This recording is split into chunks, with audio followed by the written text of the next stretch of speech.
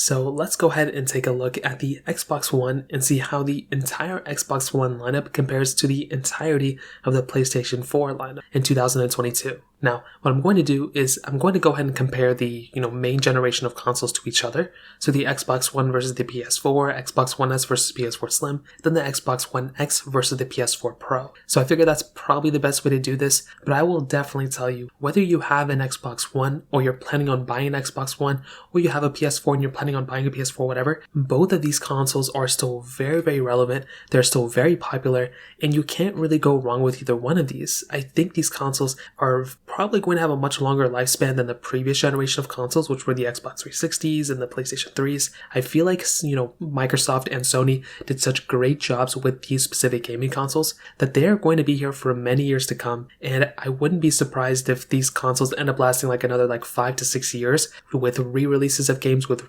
full releases of games, and pretty much going on from there. Now, between the PlayStation 4 and the Xbox One, the original consoles, I will definitely tell you, and I've been saying this for years, design-wise, I've always liked the PlayStation 4 a little bit more than the original Xbox One. I feel like the original Xbox One had a lot of power within it. It was a massive console, but because of that, I just kind of got a little bit more swayed to the original PlayStation 4 in terms of design. I will also say the Xbox One looked very similar to the Xbox 360e, and that was one thing that kind of threw me off. But the next generation of consoles after this kind of fixed a little bit of what I kind of had complaints with. Internally, they had a lot of the similar overlap that we still kind of see in this day and age. They had the same amount of storage for the base model, so you can go ahead and, kind of improve from there. Their price tags were roughly around the same, $399. The Xbox One did have the Kinect version if you wanted to buy it. It was a little bit more expensive, but the base models were $399 on both. They both had Blu-ray capability, DVDs you can play with it, and obviously digital downloads and different things like that. They had their kind of new controller system as well, which we're kind of used to by now. Many people swear by the Xbox One controller, saying it's the best one out of the two. I like the PlayStation 4 controller a lot, and I really don't have a preference over either one, to be honest. Now, on top of that, they both can output essentially up to, 1080p. There were some 4K capability, I think, with the PlayStation 4, but for the most part, a lot of these games were being outputted to 1080p on both. They both had a little bit of backwards compatibility for the most part as well, and definitely, I will say, one of the cooler things about the Xbox One was the port selection. So they both had USB ports. The PlayStation 4 had 2 USB 3.0 ports. The Xbox One had 3 USB ports, Ethernet ports on both, HDMI ports, but the Xbox One had HDMI in and HDMI out, which was very cool. The PlayStation 4 series never really got those, which was very weird, but that was something that's really cool. You can plug in another console or another, system to your Xbox One and output it straight from one device. So it's almost like having an HDMI splitter inside of your console, and I've always liked that, and I still think that's really cool. The PlayStation 4, on the other hand, doesn't have that,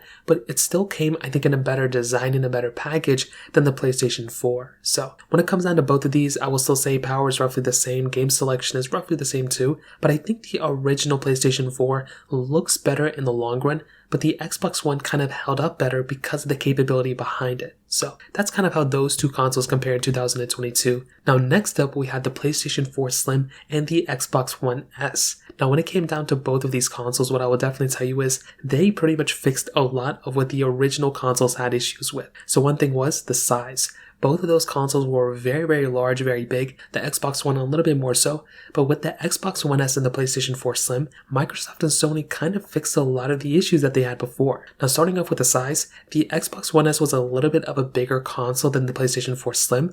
But with that, bigger console, it didn't really sacrifice anything. With the PlayStation 4 Slim, which is really nice, they both had the same type of design almost. They both had the same controllers. But the Xbox One S, I think, was the better looking one here. And I think this is the console that's held up a little bit better throughout time than the PlayStation 4 Slim in terms of a design standpoint. Now, one of the bigger issues with both these consoles before, which were the original Xbox One and the PlayStation 4, the fans were super loud, there were some glitches here and there, some bugs. So Sony and Microsoft kind of fixed a lot of those issues immediately, and that was something that was really cool with both these consoles. Now, the Xbox One S is a little bit of a heavier console than the PlayStation 4 Slim, but it's really not that big of a deal if I'm being completely honest. In terms of the RAM, they both had the same amount of RAM within them, almost the same type type of RAM too, which was really cool. You had the ability of speccing out as much storage as you need to. You can go up to 2 terabytes of hard drives on either one of these.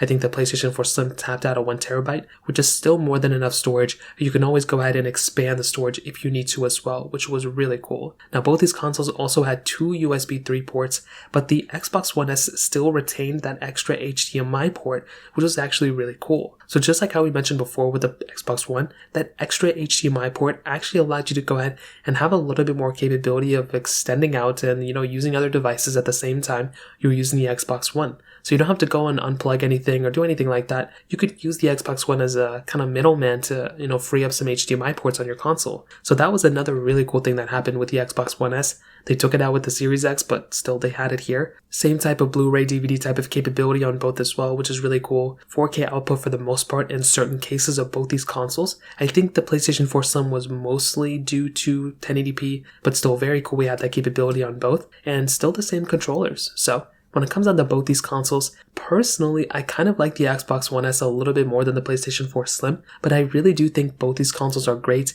If I had to choose one over again, maybe the One S. But that kind of brings us to the next, last generation of consoles, which were the Xbox One X and the PlayStation 4 Pro. So between these two consoles, like I mentioned before, both are very similar, tons of overlap, but I think the Xbox One X was a little bit more of a powerful console here. And I think that's kind of the bigger thing that comes down to mind. When I look at both these consoles, I feel like Microsoft really took it up a notch with the Xbox One X. The PlayStation 4 Pro was a very, very fast console as well, had tons of power within it. But when I look at the Xbox One X, I think that's the console that kind of won the last generation award, regardless of sales numbers and other things like that. In terms of the inside, the Xbox One X had higher clocked cores, at 8 cores, where the PlayStation 4 Pro had a little bit lower, but still, perfectly fine. There was also 4 gigabytes of RAM extra on the Xbox One X, where you had 12 gigabytes of RAM on the One X, where the PlayStation 4 Pro had 8. Still perfectly fine, still a ton of power within it. They both tapped out at 1 terabyte of storage. I think that was the only model available. You did have 4K output on both,